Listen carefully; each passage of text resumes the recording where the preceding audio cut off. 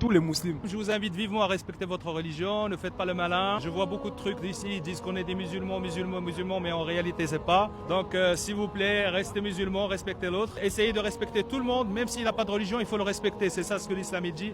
Et nous sommes une communauté qui respecte tout le monde. Ça n'a rien à voir avec ce que vous voyez dans les médias. Je vous invite vivement à lire un petit peu sur l'islam et vous allez voir. Merci. Il faut relayer ce genre de message, c'est obligatoire, parce qu'aujourd'hui, il y a un message qui est véhiculé qui est absolument faux, ridicule et honteux de la religion musulmane. Il faut savoir que moi, j'ai pas encore lu le Coran, mais j'ai fréquenté beaucoup de musulmans, des anciens, des nouveaux, qui m'expliquent plein de choses. Le Coran, je vais le lire, parce que de toute façon, ça m'intéresse fortement.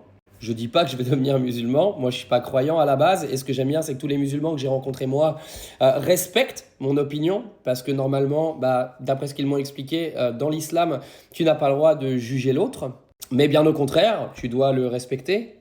Alors comme il dit, aujourd'hui il y a beaucoup de gens qui se prétendent musulmans mais qui ne respectent absolument rien de la religion et qui en font une mauvaise image. Ça c'est une réalité, il faut arrêter de la nier, c'est très vrai. Moi j'en ai même parlé avec des musulmans encore à Dubaï qui m'expliquaient qu'il y a aujourd'hui des gens qui se prétendent musulmans et qui font n'importe quoi et qui en gros créent une mauvaise image de cette religion.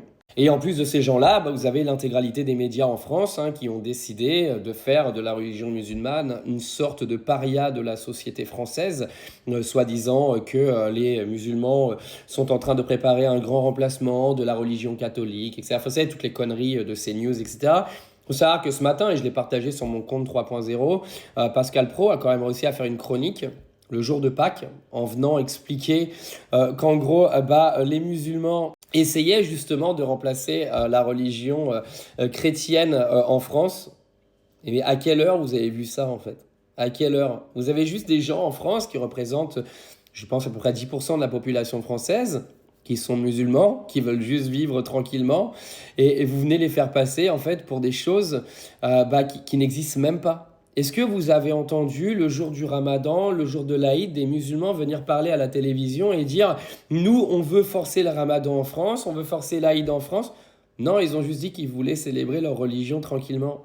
Mais vous faites passer ça en fait pour du grand remplacement et pour de l'envahissement. Mais non, c'est la richesse en fait des différentes cultures que tu as dans un pays. Moi, j'ai vécu en Angleterre, ils font tout. En Inde, ils font tout. À Dubaï, ils font tout. Et bizarrement, vous n'avez pas entendu les Émirats arabes venir dire que les catholiques et les chrétiens étaient en train d'envahir le Moyen-Orient et le monde arabe. C'est quand même un truc de malade que la religion musulmane aujourd'hui en Occident fasse autant de bruit.